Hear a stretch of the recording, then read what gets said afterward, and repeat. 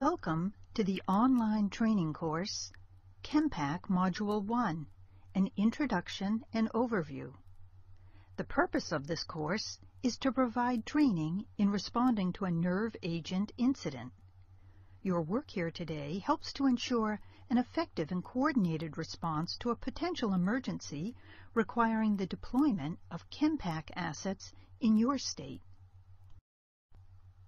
Module 1 covers the introduction to the CHEMPACK program. This module is targeted towards hospital personnel, first responders, public health professionals, and other staff and volunteers who may be involved in a response effort.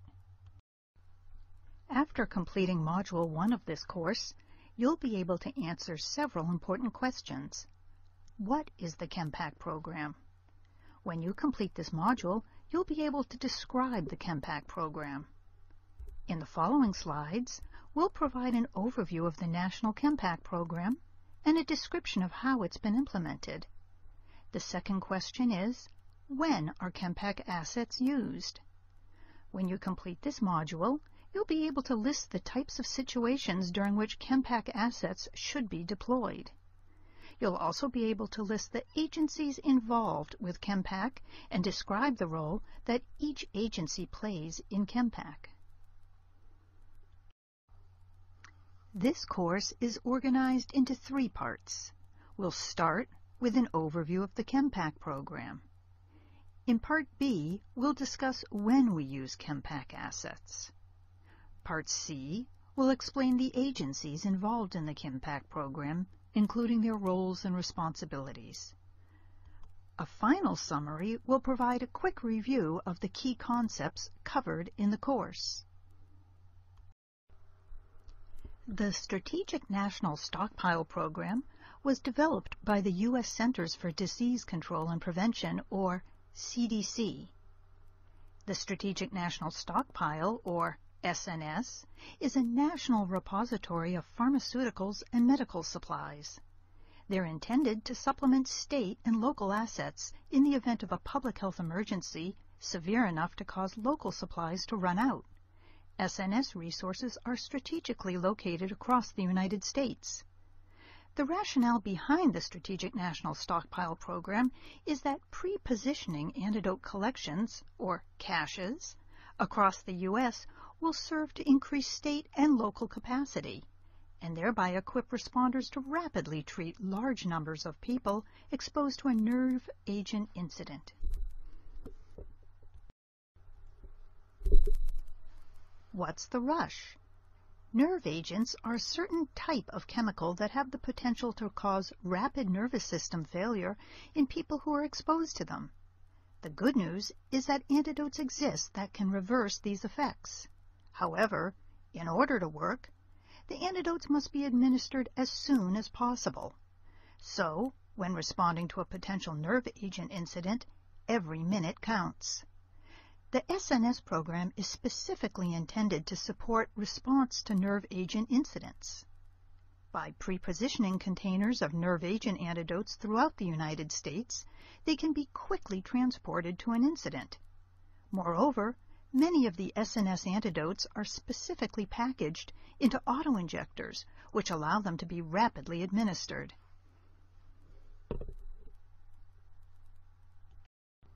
The mission of the SNS is to deliver critical medical assets to the site of an emergency. The SNS assets include antibiotics, chemical antidotes, antitoxins, life support medications, IV administration supplies, and medical and surgical items. These supplies are prepackaged in transport-ready containers, color-coded and numbered for easy identification by state and local authorities. The SNS is organized for flexible response, and CHEMPACKs are only one of a number of programs that are part of the Strategic National Stockpile. SNS supplies are also pre-positioned in warehouses across the country near major transportation hubs.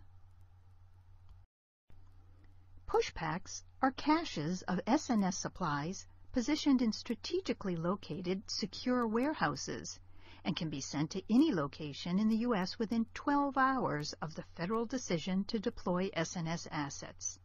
These pushpacks have been configured to be immediately loaded onto either trucks or aircraft for the most rapid transportation. Once federal and local authorities agree that pushpacks are needed, containers will be delivered to any state in time for them to be effective. Each state has plans to receive and distribute SNS medicine and medical supplies to local communities as quickly as possible. However, sometimes a 12-hour response time is inadequate for a nerve agent event, where treatment must be accomplished quickly in order to save as many lives as possible. Nerve agent incidents are infrequent, and the antidotes can be expensive to keep on hand, so most local and hospital pharmacies don't stockpile large quantities of antidotes on their own. As a result, the CDC developed the CHEMPACK Program. So, what exactly is a CHEMPACK? CHEMPACKs are smaller containers of antidotes meant to treat persons exposed to nerve agents. More specifically, a CHEMPACK is a cage made of metal and plastic that is filled with boxes of pharmaceuticals such as atropine sulfate, prolidoxamine, and diazepam. CHEMPACK containers are self-contained units placed by the CDC into host facilities to enable first responders to quickly administer life-saving antidotes and save lives without waiting for the delivery of SNS pushpacks.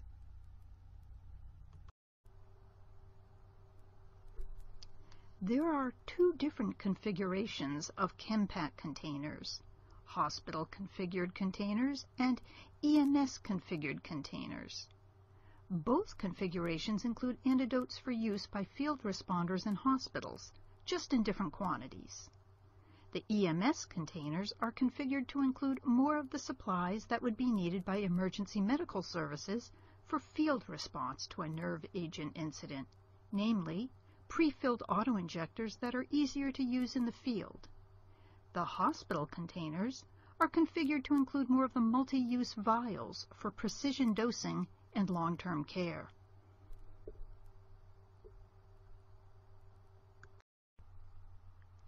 CHEMPACK assets are pre-positioned in numerous strategically located host facilities, including hospitals, EMS and ambulance services, and fire departments.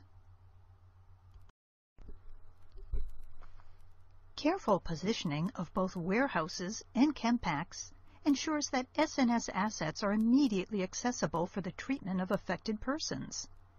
There are exponentially more CHEMPACKs located in host facilities than there are SNS warehouse assets. This approach ensures that state and local authorities have adequate supplies in response to a nerve agent incident.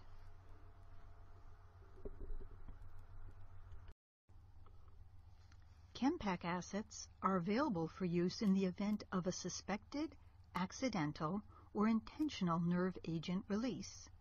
Specifically, the CDC recommends that CHEMPACK assets be deployed in the event of a nerve agent release that has the potential to overwhelm the local EMS and hospital supplies of nerve agent antidotes, may put multiple lives at risk, or threatens the medical security and public health of the community. It is expected that hospitals and emergency medical services will use their own existing supplies of nerve agent antidotes before opening a CHEMPACK container. However, if responders anticipate quickly exhausting local supplies, they should not hesitate to request or open a CHEMPACK.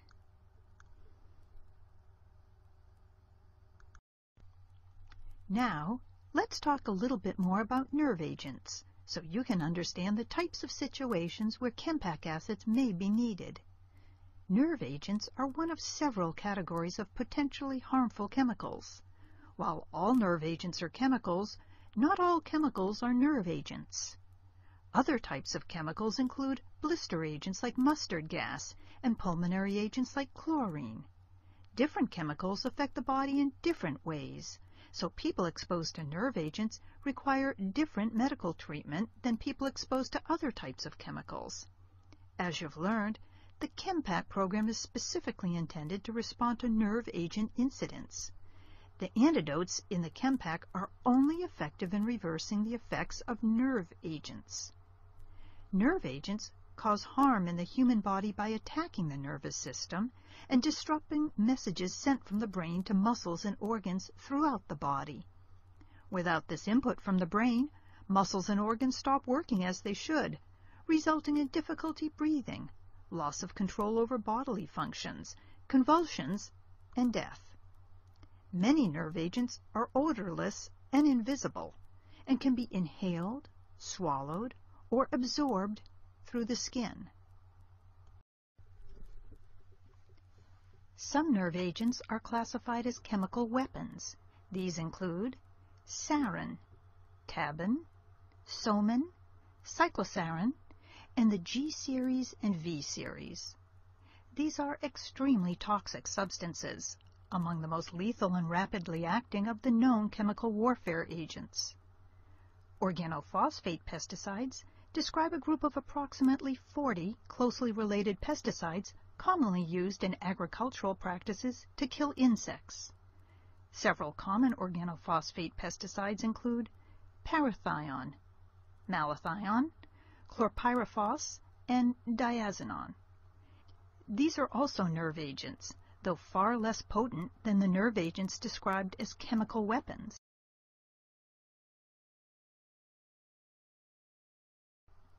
As illustrated on the previous slide, nerve agent release may result from the intentional release of a chemical weapon.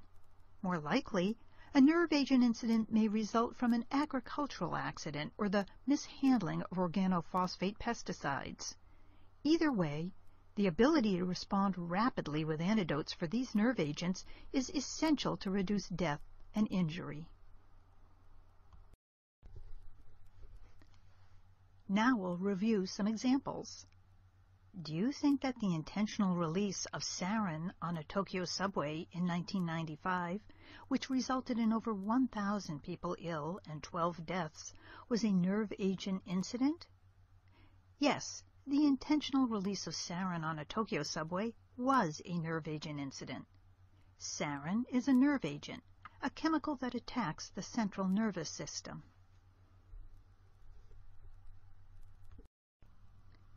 Do you think that the intentional release of mustard gas during World War I was a nerve agent incident?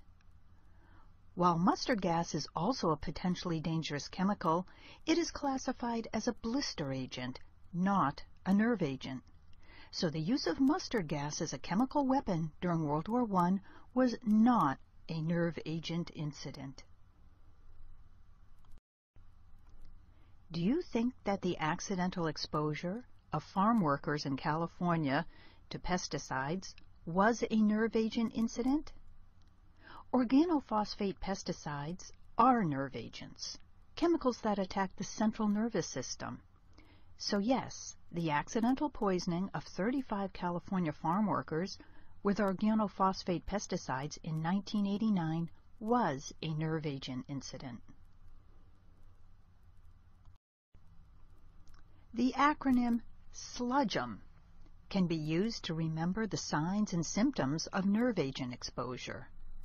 Someone who has been exposed to a nerve agent, like an organophosphate, will likely exhibit several of the following symptoms: salivation, lacrimation or tearing, involuntary urination or defecation, gastrointestinal upset, emesis or vomiting, muscle twitching, or miosis or pinpoint pupils. There are several nerve agent antidotes, drugs that, if administered soon enough, can reverse the effects and alleviate the symptoms of nerve agent exposure. The 3 nerve agent antidotes included in CHEMPACK are atropine sulfate, pralidoxime, also referred to as 2-PAM, and diazepam. Atropine and pralidoxime are used to chemically reverse the effects of nerve agents on the body, while diazepam is effective in treating seizure activity. The photo on this slide shows a number of auto-injectors. a device used to deliver medication. What is an auto-injector? Auto-injectors facilitate timely treatment by providing simple, accurate, and rapid drug administration. They contain pre-measured controlled doses of the nerve agent antidotes atropine and 2-PAM chloride. Moreover, there are no vials, ampules, or syringes to manipulate. The Mark I auto-injector is an older model containing 2 separate injectors. These are being replaced by the new duodot injector, which is a simpler design with only 1 injector. Both types of auto-injectors are fully automatic and designed of rugged construction. Both the duodot and Mark I are FDA approved and commercially available for use by civilian emergency medical personnel in the event of a release of a nerve agent or pesticide. This diagram illustrates a person using the auto-injector in his thigh. Please note that the auto-injector is designed to be used through clothing if necessary. A maximum of 3 injectors may be used per person.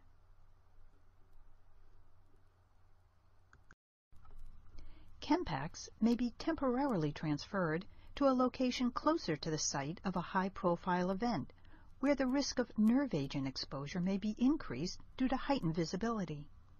Such occasions may include a major sporting event or a political convention. All CHEMPACKs are returned to their host facility at the conclusion of the event. There are several key agencies involved in the management and oversight of CHEMPACK assets. The CDC retains federal ownership of all CHEMPACK assets and is responsible for centrally managing the inventory. In this management role, the CDC conducts periodic quality assurance and quality control inspections to verify proper inventory, storage, and security conditions for CHEMPACK containers at each host facility. Each state or county public health department employs an S&S coordinator to serve as the point of contact for the CHEMPACK program. This S&S coordinator works with the host facilities to oversee the receipt, storage, monitoring, maintenance, security, and surveillance of the CHEMPACKs.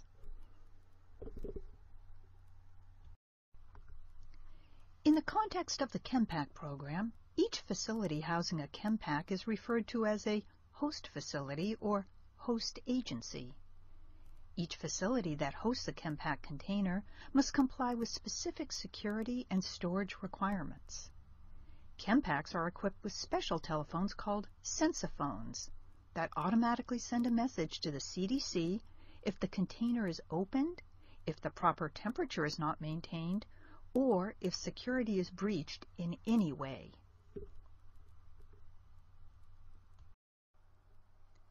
In addition to those involved in management and oversight, there are a variety of agencies involved in the deployment and use of CHEMPACK assets in the event of a nerve agent incident, including local fire and emergency medical services, state and local law enforcement, emergency medical dispatch, 911 system, hospitals, and state and local public health. The following slides are intended to help illustrate the roles and responsibilities of these different groups and how all must work together to ensure an optimal response. In the event of a nerve agent incident, many people will leave the scene prior to receiving treatment and will go directly to the nearest hospital. Patients may arrive before hospitals know to expect them. Therefore, it's very important that healthcare providers are aware of the possible signs and symptoms of nerve agent exposure. During a nerve agent incident, the nearest host hospital plays a significant role in opening the CHEMPACK container and preparing to transfer assets to the scene of the emergency and to other nearby hospitals. This process is usually managed by the pharmacist of the host hospital.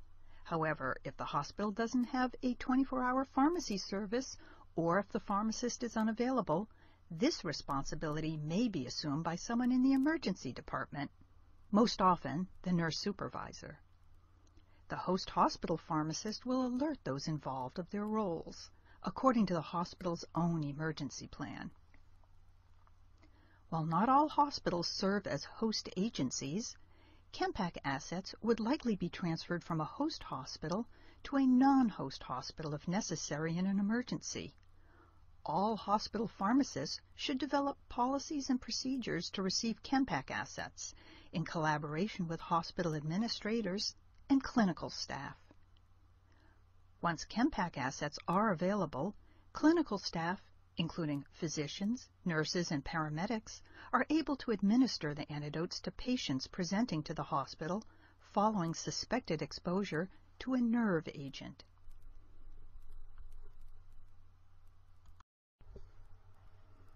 When fire and EMS arrive at the scene of an emergency, they are generally responsible for establishing incident command. They assess the scene and determine if CHEMPACK assets are needed. Fire Services is also responsible for overseeing decontamination of exposed persons on the scene. EMS is instrumental in transporting CHEMPACK assets from the host facility to the incident scene. Upon arrival of CHEMPACK assets, paramedics are responsible for administering the antidotes to persons affected in the field. In addition, fire departments and ambulance services are required to maintain their CHEMPACK assets as required by the CDC.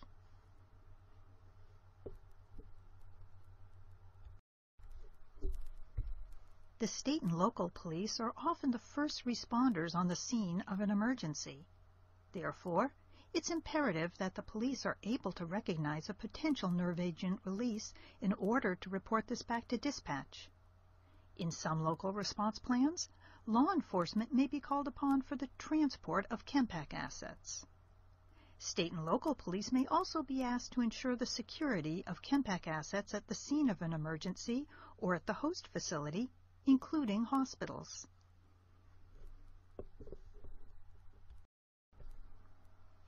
Public health departments play an integral role in conveying information to the public, conducting epidemiologic investigations and laboratory testing, and coordinating disaster mental health services for persons impacted by the incident.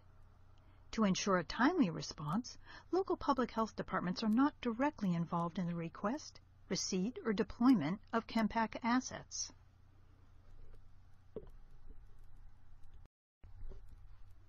Now that you're familiar with CHEMPACKs, why we use them, and the agencies involved, let's walk through a sample scenario step by step. First, an incident occurs in which a nerve agent is identified or suspected. On-site responders assess whether CHEMPACK assets may be needed and contact dispatch to alert them.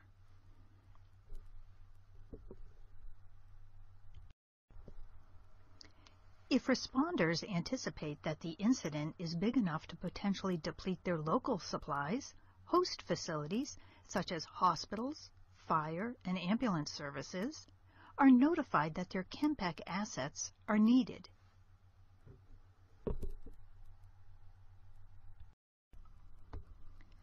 The host facility unlocks their CHEMPACK cage and removes the boxes containing nerve agent antidotes. Depending on the incident, CHEMPACK assets may be transferred from the host facility to the field or to other hospitals that do not have a CHEMPACK on site. The receiving hospital staff prepares to accept the delivery of incoming CHEMPACK assets and also gets ready to treat patients from the incident scene. You've reached the end of Module 1, Introduction to CHEMPACK. Hopefully you now understand the purpose and rationale behind the CHEMPACK program and have an idea of how it's been implemented. You should be able to describe the types of situations where CHEMPACK assets may be needed and identify the different agencies involved in response to a nerve agent incident.